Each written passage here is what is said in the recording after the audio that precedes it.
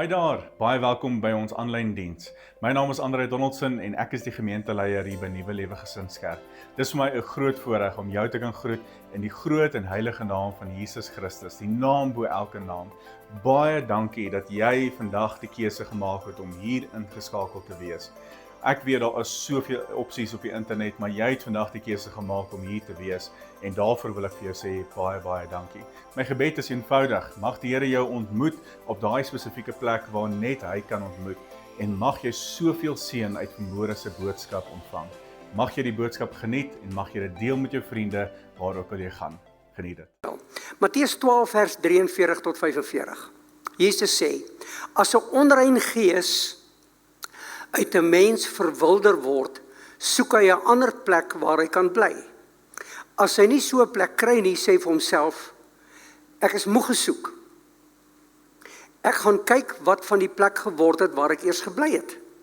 Daar gekom, vind hy die plek dol leeg, mooi, skoon en reg. En daarna gaan haal hy sommer 'n klomp ander bose geeste wat ook plek soek. Die hele bende van hulle bly dan sommer in die een huis. My tema vir vandag is leeg of vervul. Leeg of vervul. Ek kon net sowel gesê het, skoon en netjies, maar leeg. Of, skoon is nie vol genoeg nie. Of, die gevare van 'n leë hart. Nou, hierdie gelykenis wat Jesus vertel het, gaan oor jou en my hart. Ons in Suid-Afrika weet dat leë huise lok plakkers. Vra vir Willie en Ina Viljoen, jare gelede, nie so baie jare gelede nie, het hulle woonstel gehad hier van 'n boupark wat hulle verhuur het en die huurders het pad gegee en toe hulle ooit weer toe trek daar plakkers in. En wat 'n stresvolle tyd in 'n lewe om van daai plakkers ontslae te raak. Dit het hulle duisende rande gekos en groot moeite en groot skade en baie tyd. En toe hulle daar uit is, moes hulle die nuwe eienaars baie vinnig intrek, want jy weet wat gebeur in Suid-Afrika. Jesus sê by implikasie, ons harte is soos huise.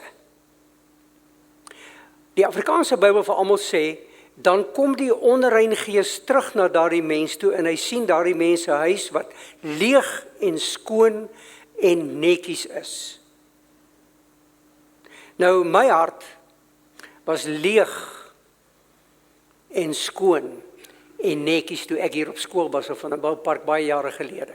Ek was nie wedergebore nie, maar met die hulp van my streng ouers en 'n paar pakke sla en my gereeld kerk toe gaan, omdat my ouers my geforseer het om dit te doen, gereeld Bybel gelees, gereeld gebid, voorbeeldige lewe, gehoorsaam aan hulle en respek gehad vir ouer mense, was my lewe mooi, skoon en voorbeeldig, net soos daai huis.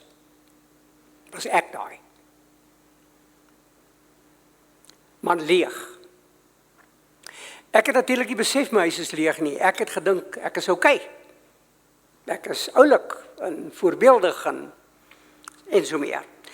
In daardie tyd het een van my vriende my saamgenooi kerk toe na 'n diens soos hierdie. En in daardie diens het die skokkende besef my getref dat iets het ontbreek in my lewe. So tevrede as wat ek was met myself, was ek, soos Paulus sê, sonder hoop en sonder God. Sonder hoop en sonder God. En dis 'n tragedie dat ek soveel baie mense agterna oor die jare raak geloop het en jy ook, wat hulle self in presies dieselfde situasie bevind. Mooi, netjies, ordentlik, godsdienstig, glo in God, lees Bybel, gaan kerk toe en so meer. Maar dis al. Hulle lewe is leeg en betekenisloos, soos wat myne was. Daardie aand, in daai diens, as 'n jong man, is ek gekonfronteer met God se woord, en van die verse waarmee ek gekonfronteer was boodskap soos dit wat Paulus gesê het in Romeine 3 vers 23, almal het gesondig. Almal het gesondig en hoor mooi, dit ontbreek hulle. Iets kom kort. Dit ontbreek hulle aan die heerlikheid van God. Hy kon net sowel gesê dit ontbreek hulle aan die teenwoordigheid van God. Want ons is so gebore sonder God. En in daai boodskap, en ek kan nie onthou wat daai predikant gepreek het nie, dit net het 'n geweldige impak op my lewe gemaak. In daai boodskap het ek beleef, God klop in my hart se deur en hy sê, ek wil inkom, Rudy, ek maak jou hart se deur vir my oop, want ek het nie eens besef, hy is buitekant my lewe nie. Efesiërs 2 vers 12, die Nuwe Lewende Vertaling, som dit so mooi op. Dink daaraan dat julle toe sonder Christus was. Sonder Christus. Nie burgers van God se volk nie. Julle was sonder toekomsverwagting en sonder God in die wêreld. Ek het geen sekerheid gehad dat my sonde vergewe was nie, al het ek dit hoe gereeld bely en hoe gereeld gebid. Ek het nie sekerheid gehad nie. Want ek was sonder God en sonder 'n toekomsverwagting. Wat 'n skok toe die Heilige Gees my oë oopmaak en ek onder sonde oortuiging kom. En ek besef dat sonde is nie net 'n slegte gewoonte nie, sonde is eintlik rebellie teen God. Rebellie. In Romeine 6 vers 23 sê, wat jy goed ken, die loon van die sonde, die betaling op sonde, is die dood. Maar die genade geskenk van God is die ewige lewe in Christus Jesus. Wat 'n ontnigtering was dit vir my gewees. Maar dit was noodsaaklik vir my, om dit te kan besef. Toe ek jare gelede in Absa Bank in 'n ry staan, om by die teller gehelp te word, en ek voel hoe klap iets hier, soort van, nou nie letterlik nie, maar wel letterlik, ek het nie die klapgeluid gehoor nie, maar die pynsteek, wat hier in my regterkant deurgeskiet het, toe weet ek onmiddellik, dis 'n niersteen. Onmiddellik. Uit die ry uitgestap, en in my kar toe gestrompel, en gejaag, dokter toe, of hospitaal toe, en hulle het my onmiddellik opgeneem, en extra foto's geneem, en 'n rukkie later, paar ure later kom die radioloog na my toe en sê vir my, ja, jy het 'n niersteen op jou regternier, maar op die linkernier sit 'n kol en dis kanker. Ek het my so vervies daai oomblik vir daai dokter, kon nie so kom. Kan hy sê dis kanker, hy moet ons eers toetse doen. Hy was 100% reg gewees. 2 weke later, toe haal hulle my linkernier uit met my bynier. Die skok en die onnigtering van iets is verkeerd, is presies wat met jou en my moet gebeur, wanneer ons besef, iets is geestelik verkeerd met my. Ek is nie gereed om God te ontmoet nie. Ek is nie wedergebore nie. Dis wat my getref het in 1965, in September maand, daardie aand. Sonde is 'n afgryslike ding, wat my gaan doodmaak, wat my hel toe gaan vat. Want ek en jy, sê hierdie woord, die Bybel, het met 'n heilige God te doen, wat die Bybel sê, is te rein van oë om die kwaad te aanskou. Geen sonde in jou en my lewe is verskoonbaar nie, is aanvaarbaar nie, geen sonde nie. Sonde gaan ons uit die hemel uithou. Openbaring 21 vers 27 sê, daar sal nie ingaan iets wat vir onreinigheid of gruwelikheid of leens doen, en hy praat van die hemel. Gaan geen sonde in die hemel aan. En toe dit my nou tref, daai aand, ek is 'n sondaar, ek is verlore, ek gaan hel toe. Slaan die koue sweet op my liggaam uit. Vriende, ons het 'n verkeerde idee as ons dink God gaan ander pad kyk. Want hy is genadig en hy is liefdevol en so aan. Nee. Esegiel 18 vers 4, die siel wat sondig, die moet sterwe. Ek het nou nog gesê, die loon van die sonde is die dood. Ek loop in die afgelope maand of wat, loop ek 'n vers in die Bybel raak, wat my nog nooit so getref het nie, en ek het hom seker misgelees baie keer. En daai vers staan Eksodus 4 vers 24. Onthou nou, Moses was nou het weggevlug van Farao af, wat hom gesoek het, want hy het een van die soldate doodgeslaan, wat 'n Jood aangeval het, en hy is 40 jaar in Midian, en daar in 'n woestynomgewing, en toe verskyn die Here aan hom in 'n brandende bos, en hy sê vir hom, gaan terug, jy moet my volk gaan uitlei, 'n ongelooflike roeping vir 'n ongelooflike werk. Moses. Die volgende hoofstuk, 4, hoor hier, vers 24. En op die pad het die Here hom, dis nou Moses, en hy was saam met sy vrou en sy 2 seuns, het die Here hom teëgekom en wou hom doodmaak. Dat staan daar, gelees dit in enige vertaling in jou Bybel. Eksodus 4 vers 24. God het hom teëgekom en hy wou hom doodmaak. Vir Moses, wat hy nou net geroep het om sy volk uit te lei. Hoe is dit moontlik, vriende? Maar nou moet jy gaan lees wat staan in die volgende vers. Toe neem Sipora, sy vrou, 'n skerp klip. Ekskuus nou, dit is 'n bietjie cru, maar dit was die gewoonte gewees in die Ou Testament. En God het hierdie verbond met Abraham gesluit en sny die vooruit van haar seun af, dis haar jongste seun, en gooi dit voor sy voete. En God het hom laat staan. Wat het hier gebeur? Dood eenvoudig.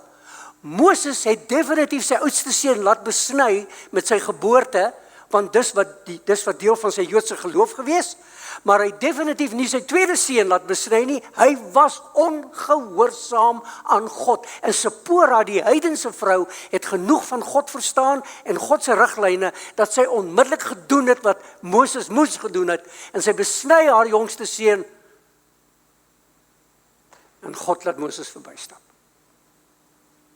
God is 'n heilige God. Of jou naam Moses is, en of jou naam Paulus is, en of jou naam Rudy is, en of jou naam wat ook al is, God haat sonde en moet sonde straf. Dis hoekom Jesus aan die kruis in jou en my plek gestraf is, en die oordeele van God het hom getref, sodat ek en jy vergifnis kan kry.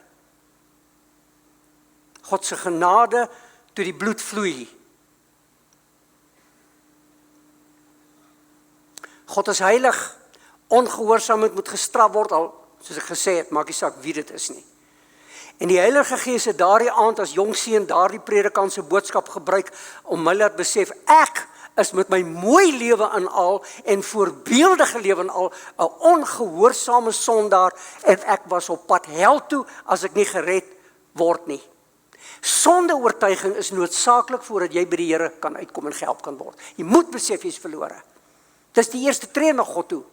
Ek sal nie na my dokter JD toe gaan wat hier sit, as ek nie besef, hier's 'n pyn, hier's 'n siekte, ek het koors, of wat die geval mag wees nie. Die Here kan hom gebruik om my genesing te gee, maar dan moet ek erken ek het 'n probleem. As jy jouself verontskuldig, omdat jy dink jy's beter as ander mense, gaan jy nêrens heen nie, want dis hoe ek was. Gedink is beter as ander mense. Maar in daai boodskap, dank die Here, toe gee daai predikant my wonderlike hoop, wat Lukas 19 vers 10 sê, die seun van die mens gekom om te soek en te red die wat verlore is. Maak nie saak hoe diep jy geval het nie. Maak nie saak hoe ver jy weggedwaal het nie. Daar's genade vir jou. Jy kan terugkom na hom toe. En jy kan vergifnis kry. Efesiërs 2 vers 13 en 14 druk dit so uit. Maar nou dat julle wat toe ver weg was, ver weg van God al was, deur Christus naby gekom. Dit is moontlik gemaak deur Christus se dood aan die kruis. Christus het inderdaad vrede tussen ons en God gebring. Deur sy liggaam aan die kruis te gee, het hy die muur van vyandskap afgebreek. God is my vyand as ek in sonde lewe, maar hy word my vriend as ek deur Jesus na hom toe kom en vra vir genade op grond van sy seun se kruisdood. Het hy muur van vyandskap afgebreek.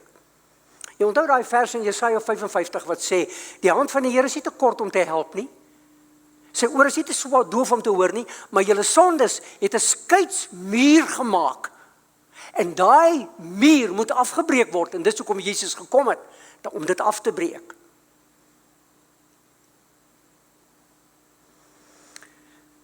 Kyk, ek staan by die deur en ek klop. Daai aand het ek dit gehoor, God se stem klop. Wat klop? Wat sê, Rudy, ek wil inkom in jou leë huis en jou leë lewe. Ek wil inkom. Maak vir my oop.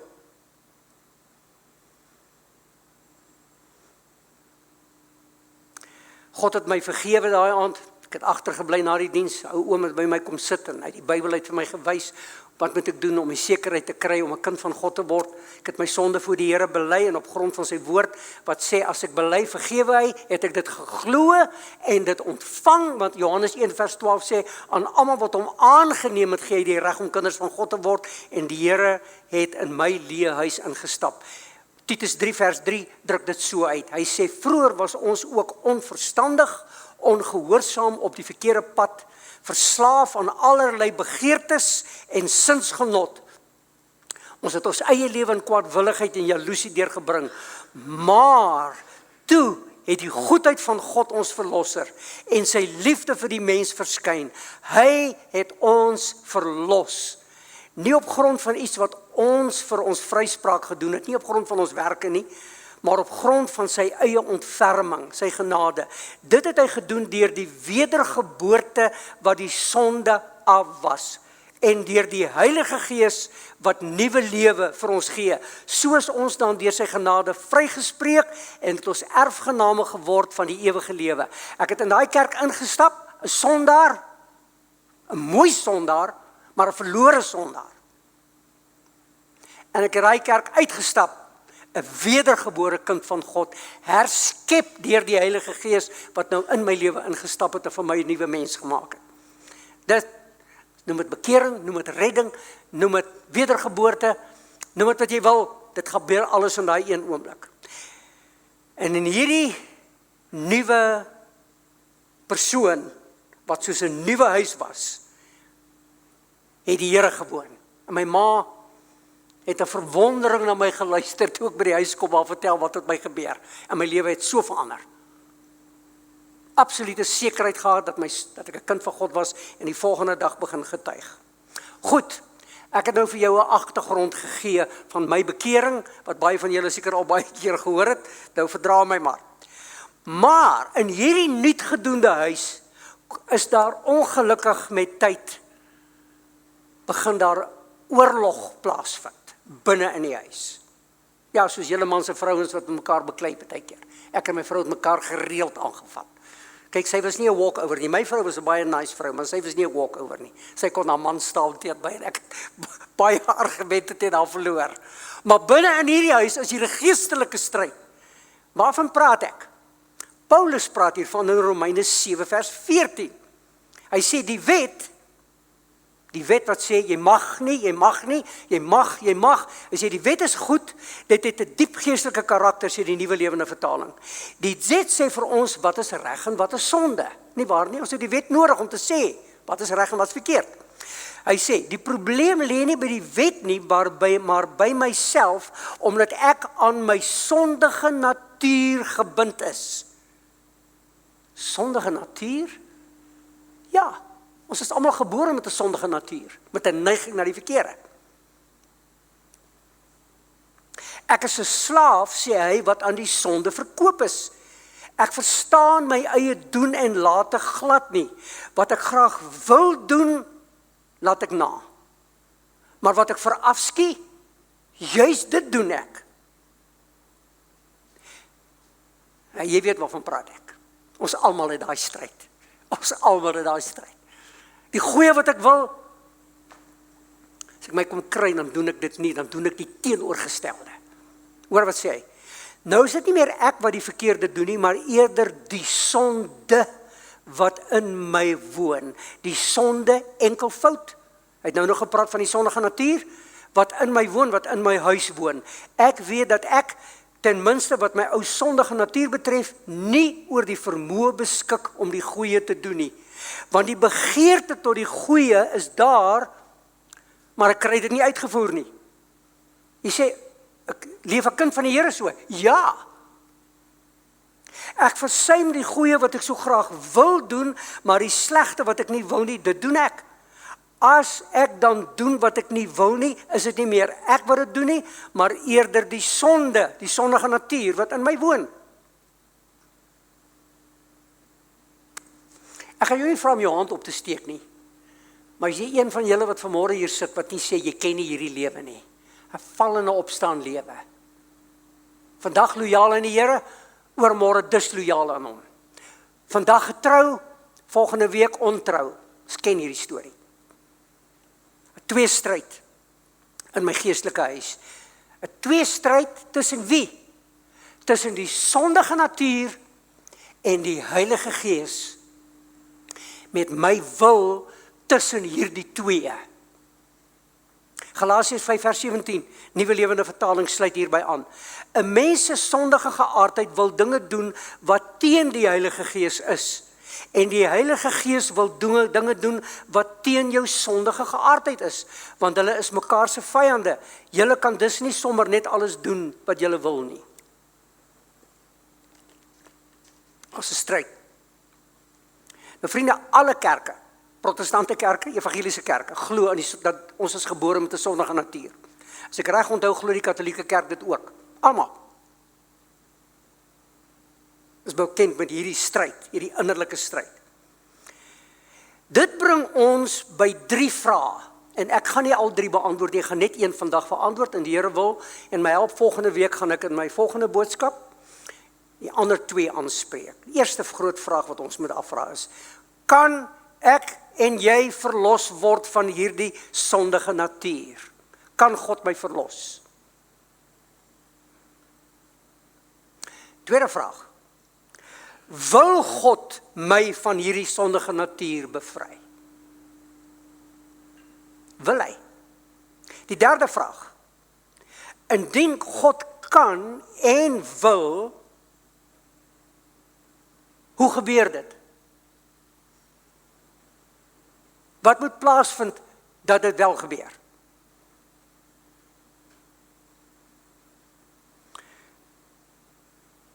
Ekskuus.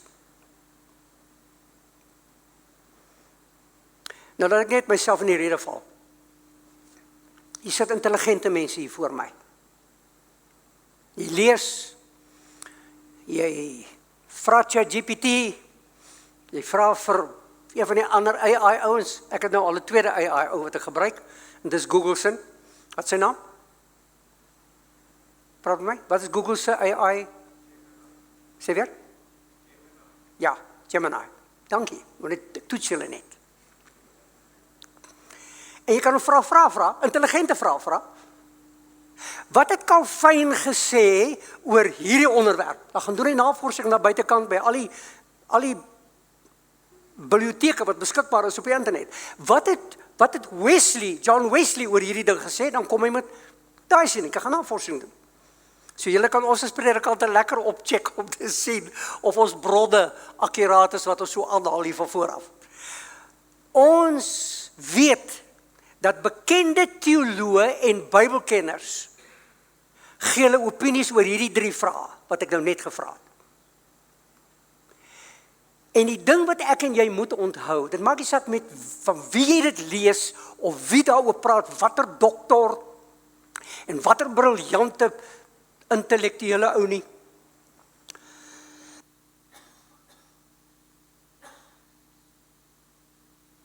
Hy praat oor sy eie ondervinding.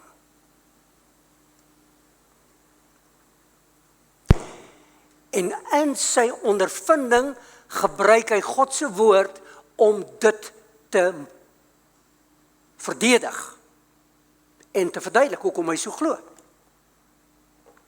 Ek het bietjie van 'n probleem daarmee, vergewe my, want ek dink nie jou en my ondervinding stel die standaard nie.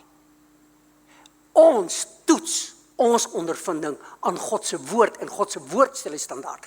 Niks vervang hierdie nie. Nie jou ondervinding of 'n engel uit die hemel uit aan jou verskyn dit nie. As dit nie in lyn is met God se woord nie, dan is dit 'n duiwel wat gekom het soos 'n engel van die lig. Jy toets dit aan God se woord, net God se woord.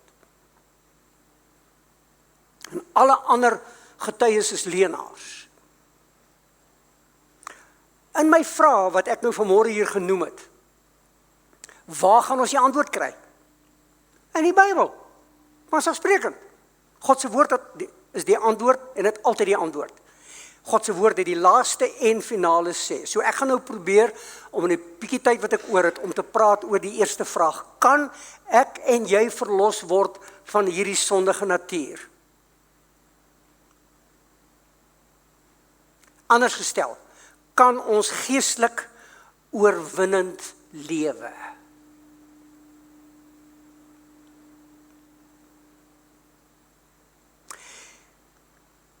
Jy wat die Bybel lees, kry jy ergens die indruk dat God die stryd teen Satan verloor het?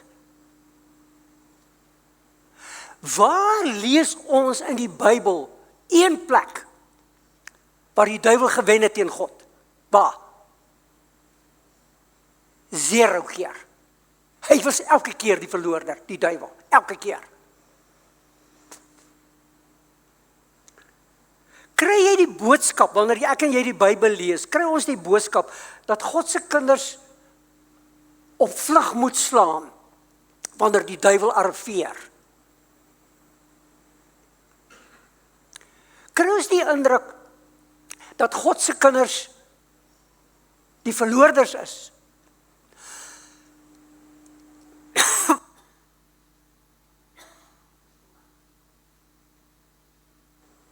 Want die vyand is te sterk vir ons, kry ons daai indruk. Ek sit hier met mense wat nie dom is nie. Natuurlik is dit nie waar nie. Jy stem saam met my. Efesiërs 6 vers 10. Baie bekende gedeelte. Nou dag het Willie dit, so rukkie terug het Willie Viljoen dit so wonderlik gehanteer by ons senior groep op 'n woensdagoggend. Vind krag in julle verbondenheid aan die Here, sê Paulus. Ja, in die krag van sy sterkte. Om staande te bly teen die listigheid van die duiwel, moet julle God se gevegstoerusting aantrek.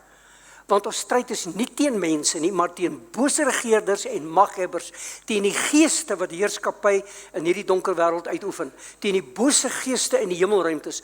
Daarom moet julle God se gevegstoerusting aantrek. Dan, wanneer die bose julle aanval, sal julle weerstand kan bied, en na die hele geveg verby is, sal julle nog vas staan. Staan dus vas. Wat hoor ek en jy? Oorwinnaar in Jesus Christus. Nee, my eie krag kan ek dit nie doen nie, en jy ook nie, jy weet dit. Oorwinnaar deur Jesus Christus. Vind julle krag in julle verbondenheid, julle intieme verhouding met die Here, ja, in die krag van sy sterkte. Paulus sê ek is tot alles in staat deur Christus wat my die krag gee. Tot alles in staat. 1 Korintiërs 15 vers 57, Nuwe Lewende Vertaling. Aan God kom ons dank toe.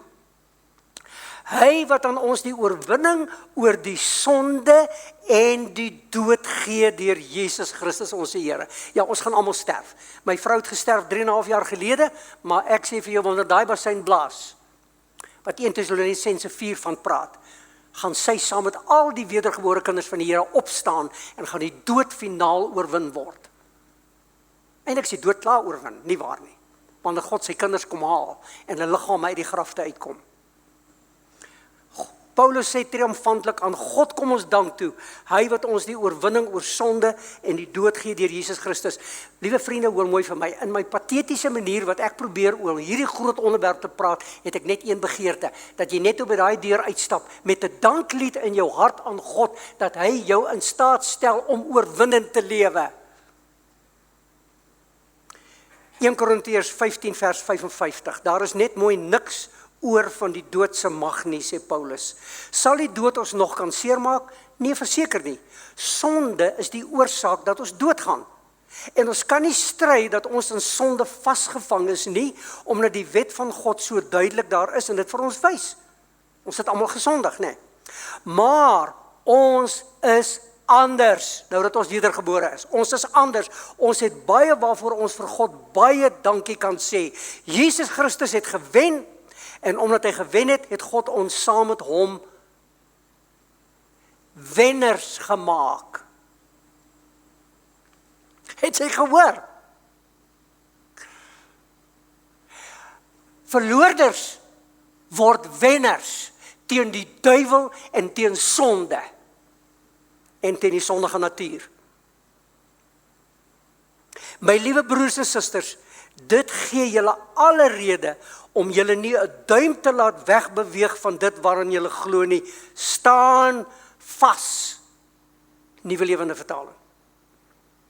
Romeine 8 vers 37. Tog is ons ten spyte van al hierdie dinge besig om 'n klinkende oorwinning te behaal deur Christus wat sy liefde duidelik aan ons bewys het. Die ou vertaling sê, in al hierdie dinge is ons meer as oorwinnaars, deur hom wat ons lief gehad het, meer as oorwinnaars. Moenie soos 'n verloorder leef nie. Moenie dat die duiwel of een of ander predikant vir jou die indruk gee dat ons gaan maar elke dag weer sondig nie, want dis nie wat hier staan nie. Kan God jou en my help om oorwinnend te lewe? Dis die vraag. Romeine 6, hoor bietjie hierso. Dis bietjie 'n langer gedeelte, maar wees geduldig met my. Romeine 6 vers 1 en 2, en dan spring ek na vers 12 tot 18, en dan vers 22, Nuwe Lewende Vertaling. Beteken dit nou dat ons in die sonde moet voorlewe? Hoor nou wat sê Paulus, gaan lees die konteks, gaan lees jy Romeine 6. Beteken dit nou dat ons in die sonde moet voortlewe, sodat die genade steeds oorvloediger kan word? Want ons hoor hoe sê van hierdie slim predikante, nee, ons sondig maar dank God vir sy genade. Ons sondig maar dank God vir sy genade. Paulus sê, beteken dit ons dat in die sonde moet voortlewe, sodat die genade oorvloedig kan word? Hoegenaamd nie. Ons is immers dood vir die sonde. Dit is tog onmoontlik dat ons nog langer daarin kan voortlewe. Julle moet dus nie langer toelaat dat sonde julle aardse lewe beheer nie. Moenie toegee aan sy verleidelike begeertes nie. Julle is betrokke in 'n geestelike oorlog. Julle moet dus nie langer toelaat dat sonde julle aardse lewe beheer nie.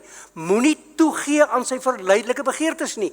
Julle is betrokke in 'n geestelike oorlog. Ek herhaal myself hier. Moenie langer julle liggaamlike vermoëns as wapens van ongeregtigheid vir die sonde beskikbaar stel nie. Hierdie ledemate van my kan 'n instrument word van die sonde en van die duiwel om die verkeerde te doen.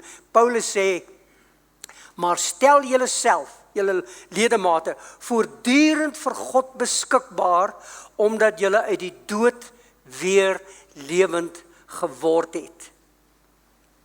Aangesien God se genade ons vrygemaak het van die wet, beteken dit dat ons nou maar kan voortgaan met sonde doen?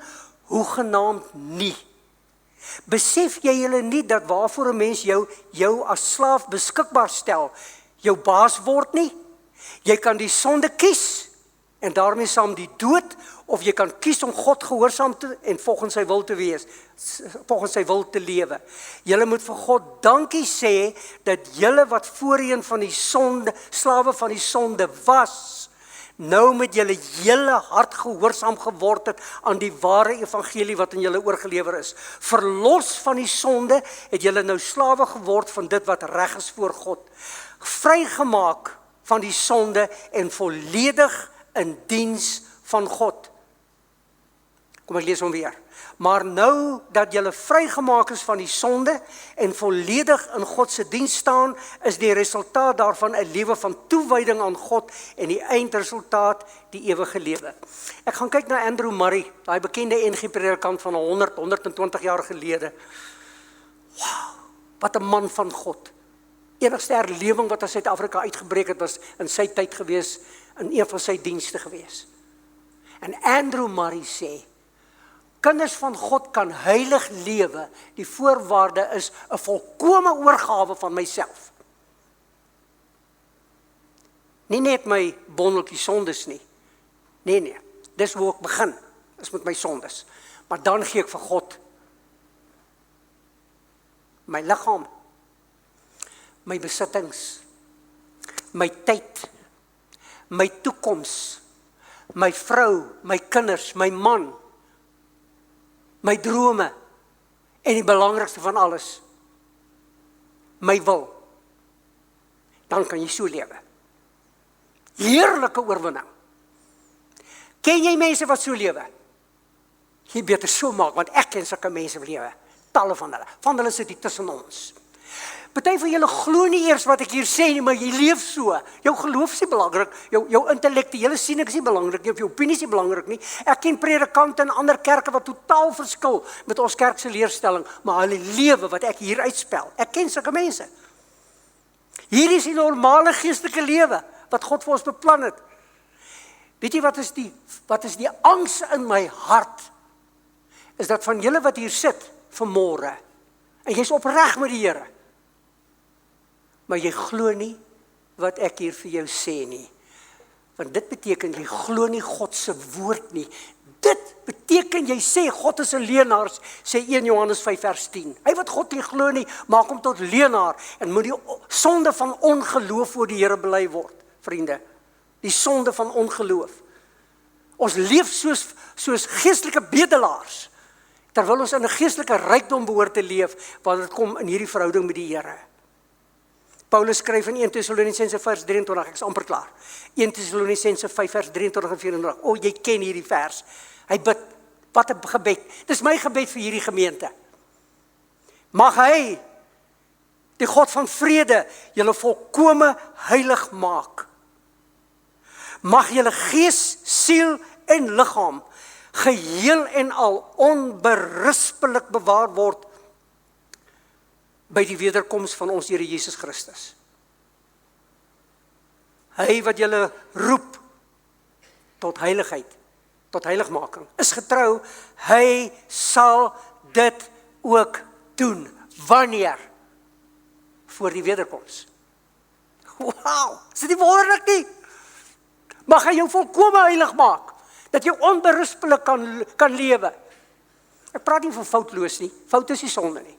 Praat onberispelik in my verhouding met God. Paulus sê, God sal dit doen en voor die wederkoms van Jesus sal hy dit doen, want hy kan. Hy kan. Laat ek afsluit met Stefan Joubert se boodskap, Efesiërs 3 vers 20. Hoor net hier. God is so magtig en sterk. God is so magtig en sterk. Juis met daardie krag werk hy in ons. Hy kan en het dinge vir ons gedoen waarvan ons nie eers kon droom nie. Hy verdien daarom al die eer wat die kerk het, dis ek en jy, het om hom te gee, veral as ons dink aan wat Christus Jesus vir ons gedoen het. Wat het hy vir ons gedoen? Johannes die Doper sien hom loop en hy sê vir sy disippels, daar is die lam van God wat die sondes van die wêreld wegneem.